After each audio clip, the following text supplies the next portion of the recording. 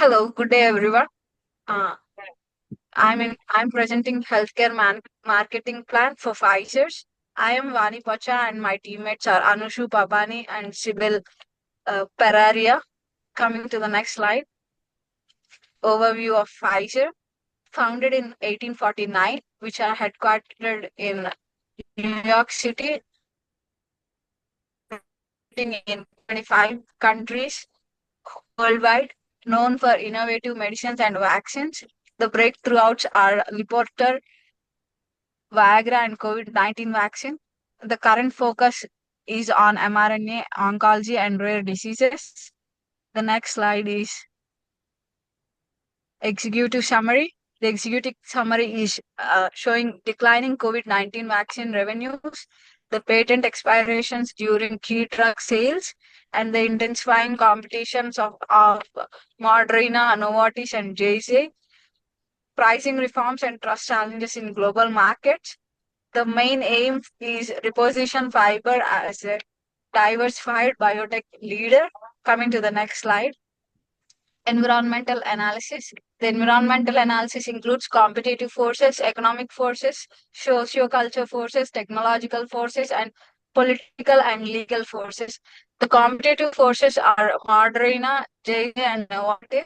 Fiber Edge brand is a brand production capacity, mRNA expertise. Economic forces are rising inflation and raw material costs, high demand for new treatments in emerging markets. Socioculture forces are vaccine hesitance, post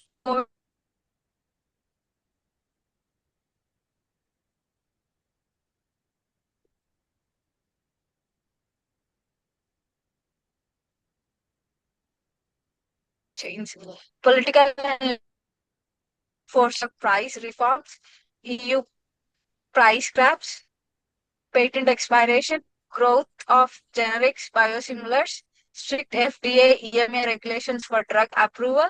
And the next slide is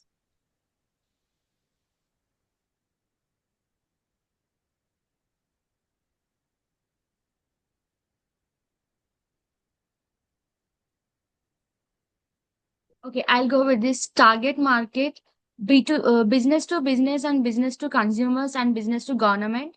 When coming to business, it is like healthcare providers and distribution channels, like national governments, like bulk vaccines and purchases. They are the bulk vaccines and purchases. So when coming to global health agencies, such as WHO, UNICEF, COVAX, NGOs, ensuring access for underserved populations.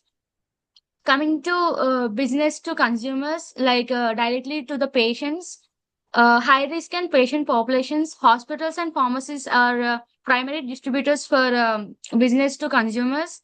Physicians and providers prescribing Pfizer's therapies, like who are having some rare diseases or mRNA diseases or some cancer issues. They are like we can provide business to directly to the consumers. And coming to business to government, governments and global health organizations, like elderly and immunocompressed adults, high risk groups, patients with chronic diseases like cancer, diabetes, and cardiovasculars, and patients with rare diseases needing advanced therapies. And next slide, please. When we look at Pfizer's today, it's important to understand both its strengths and its challenges. One of Pfizer's biggest strengths is its diverse portfolio. The company is not just about vaccines, it has the extensive range of treatments in oncology, rare diseases, and preservative care.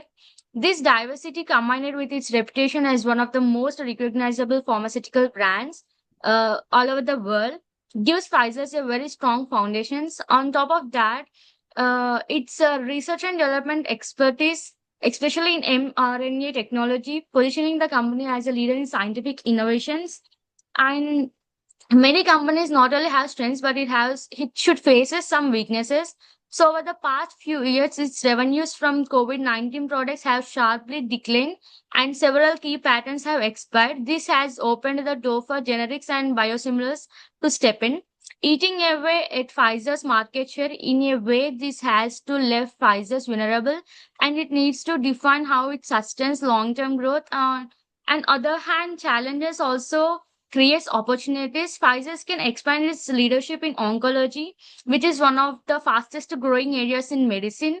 It can also tap into emerging markets such as Asia, Africa, and Latin America, regions where healthcare access is improving and demand for innovation therapies is on the rise. Another big opportunity lies in digital health. With the patients becoming more tech driven, tools like mobile health apps and telemedicine platforms could transform Pfizer's connects with the people directly. So, of course, we will have threats in SWOT analysis. Competitors like Moderna, Johnson and Johnson, and Novartis are moving quickly, and pricing pressures from governments make profitably harder. Regulatory hurdles and intellectual property disputes also create uncertainty. So, when we step back, the SWOT tells a story of a company at a crossroads. Pfizer is no longer defined only by COVID succeed. Instead, it has chances to repositioning itself using its strengths and opportunities to innovate, expand globally, and prove it can stay ahead despite the threats it faces. So, coming to the next slide, building on our analysis, Pfizer's environment and capabilities, we can develop 5 marketing objects. Firstly, Pfizer's must repositioning itself as a diversified biotech leader, moving beyond its image as a primarily a COVID vaccine company. So, secondly, companies should expand aggressively in emerging markets such as Asia, Africa, Latin America again, where demand for healthcare is rising rapidly. And the main thing is like building the trust. Pfizer should grow its presence in oncology, immunology, and rare diseases, which represents some of the fastest growing therapeutic areas. And finally, the company must rebuild trust and transparency, particularly around pricing and access to medicines. Uh, Not but least, Pfizer should continue leveraging mRNA and artificial intelligences to lead in next generation therapies. Together, these objects provide a clear roadmap for sustainable growth. Coming to the next slide, this is to measure the success of these objectives. We identify uh, specific performance matrices. Pfizer should aim for 10% combined annual growth rate globally by 2027. In emerging markets, the target is 20% increase in revenue within 3 years. In terms of innovation, Pfizer should launch at least 3 new mRNA oncology products by 2027 for emerging markets. And on the partnership front, the company should secure 5 new collaborations with governments or NGOs by 2026. Affordability remains critical, so Pfizer must work to reduce treatments cost gaps in low and middle income countries by 15%. Finally, improving public trust is essential with a goal of raising brand perception by at least 10% in annual global health services. This KPIs provides measurable targets that ensure accountability and allow Pfizer to track progress in real time. And for sustainability offset, minimum of $10 billion by 2028, and it should also develop more in digital health by crossing more their apps around 500K to download it when it is also came into in the innovation. These are the performance matrices of Pfizer. Thank you. And next slide will be continued by Sibylle. Now we will talk about marketing strategy and target markets for Pfizer. They will include a global leader in medicines, vaccines, and biotech innovation. It has a key strategy, build trust, expand access, and drive innovation, and have target markets, emerging marketing. This will include Africa, Asia, Latin America, affordable drugs, digital health customers, telemedicine apps, wearables, aged population, chronic disease therapies, preventive care, vaccine wellness, and early detection. Here we have the marketing mix implementation. Market mix, we have product price, placement, and promotion. And products, we have new medicine, vaccines, personalized biotech, price, low cost in poor country, high in advanced nations, placements, hospital, pharmacy, digital platform, rural expansion, promotion, transparency, online campaign, partnership, education. Implementation plan, short term, 0 to 1 year education campaign, rebuild vaccine trust. Medium term, 1 to 3 years, new vaccine and digital health, expand emergency marketing. Long term, 3 to 5 year, diversity beyond COVID-19, biotech innovation is sustainability. Evaluation control, performance standard, sales growth, market share, customer satisfaction, innovation output, financial control, annual budget review, 40% promotion, 30% digital, 30% partnership, ROI track for per campaign.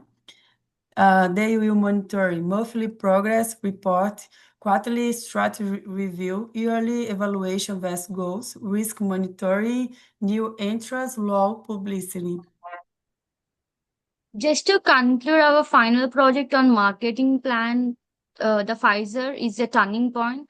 So the challenges of patent losses and post-COVID declines are real, but so are the opportunities.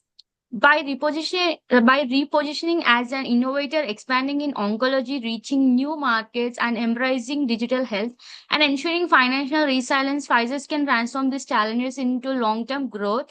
In simple terms, the company's future depends on balancing innovation with accessibility, making healthcare solutions that are not only advanced but also available to patients worldwide, and making partnerships and having a long-term relationship with the patients and the business to business marketers. So Pfizer can remain a global healthcare leader by combining trust, innovation, and sustainability.